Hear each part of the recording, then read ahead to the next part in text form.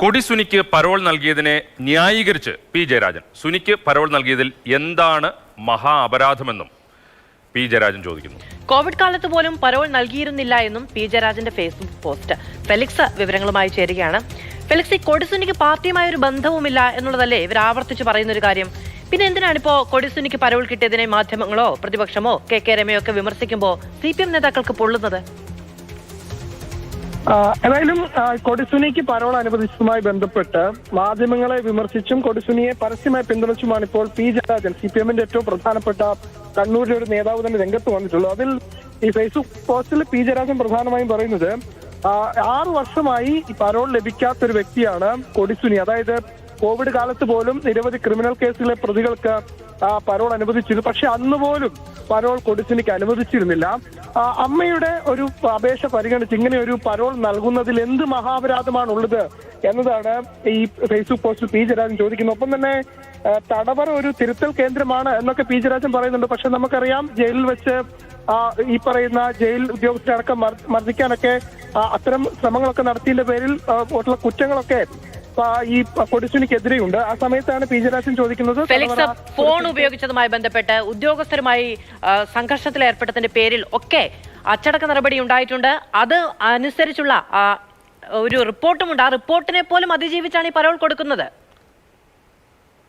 തീർച്ചയായിട്ടും നേരത്തെ തന്നെ ഈ ക്രിമിനൽ കേസ് പ്രതികൾക്ക്, പ്രത്യേകിച്ചും കൊടിസുനി അടക്കമുള്ള ക്രിമിനൽ കേസ് പ്രതികൾക്ക് പി ജയരാജനുമായി ബന്ധമുണ്ടെന്നുള്ള ആക്ഷേപം കോൺഗ്രസിന്റെ അടക്കം ഭാഗത്തു നിന്നും ഉണ്ടായതാണ്. നമുക്കറിയാം, ഈ വിഷയവുമായി ബന്ധപ്പെട്ട് ഇത്തരം ഒരു പരസ്യ പിന്തുണയുമായി അപൂർവം CPM നേതാക്കളാണ് എത്തുന്നത്. അതിൽ ഏറ്റവും പ്രധാനപ്പെട്ട ഒരു നേതാവായി പി ജയരാജൻ മാറുന്നു എന്നതാണ് ഏറ്റവും പ്രധാനപ്പെട്ട കാര്യം. ഏതായാലും നേരത്തെ തന്നെ ഈ പറയുന്ന കൊട്ടേഷൻ ക്രിമിനൽ കേസ് പ്രതികൾക്ക് കണ്ണൂരിലെ CPM-ന്റെ ഏറ്റവും മുതിർന്ന നേതാവായ പി ജയരാജനുമായി അത്ര അടുപ്പമുണ്ട് എന്നടക്കമുള്ള വാർത്തകൾ നേരത്തെ തന്നെ പുറത്തു വന്നതാണ്. അതിന്റെ ചിത്രങ്ങളടക്കം പുറത്തു വരികയും ചെയ്തതാണ്. അതിന് പിന്നാലെയാണ് ഇപ്പോൾ പി ജയരാജന്റെ ഇത്തരം ഒരു ഫേസ്ബുക്ക് പോസ്റ്റ് വരുന്നത് എന്നതാണ്. അതായത് കൊടിസുനിക്ക് പൂർണ്ണ പിന്തുണ നൽകുന്നതെന്നാണ്. നമുക്കറിയാം, TP കേസിലെ പ്രതികൾക്ക് ഈ പരോൾ നൽകുന്നതിലും ഒക്കെ തന്നെ വലിയ രീതിയിൽ ഇപ്പോ മുഹമ്മദ് ഷാഫി അടക്കമുള്ളവർ പരോളിലാണ്.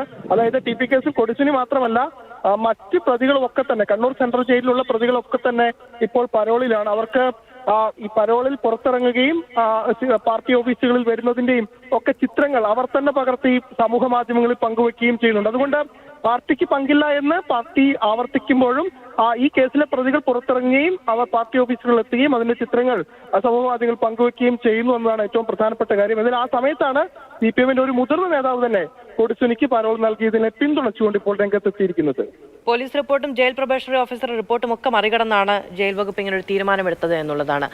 ഒരു കണക്കും കൂടി പറഞ്ഞു പോകാൻ തോന്നി. ഈ കൊടിസുനി അടക്കമുള്ള TP കേസ് പ്രതികൾക്ക് ലഭിച്ച പരോളിന്റെ കണക്ക് 11 പ്രതികൾക്കും കൂടി 4614 ദിവസമാണ് പരോൾ നൽകിയിരിക്കുന്നത്. കൊടിസുനിക്കാണ് അതിൽ സത്യം പറഞ്ഞാൽ ഏറ്റവും കുറവ്. കാരണം കൊടിസുനി പുറത്തിറങ്ങുമ്പോഴാണ് ഈ വിവാദമൊക്കെ വരുന്നതും അതിലാണ് ഒരു ജാഗ്രതയുള്ളതും.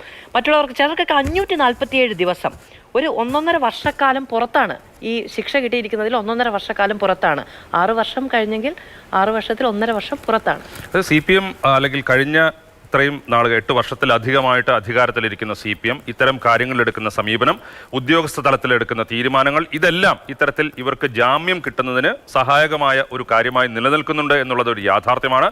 ഏതായാലും ഇപ്പോൾ കൊടിസുനിക്ക് ജാമ്യം കൊടുത്ത നടപടിക്കെതിരെ വലിയ രീതിയിലുള്ള വിമർശനം വന്നപ്പോൾ പി ജയരാജൻ തന്നെ, സംസ്ഥാനത്തെ മുതിർന്ന നേതാക്കളിൽ ഒരാളായ പി ജയരാജൻ തന്നെയാണ് ഇത്തരമൊരു ന്യായീകരണവുമായി രംഗത്ത് വന്നിരിക്കുന്നത്.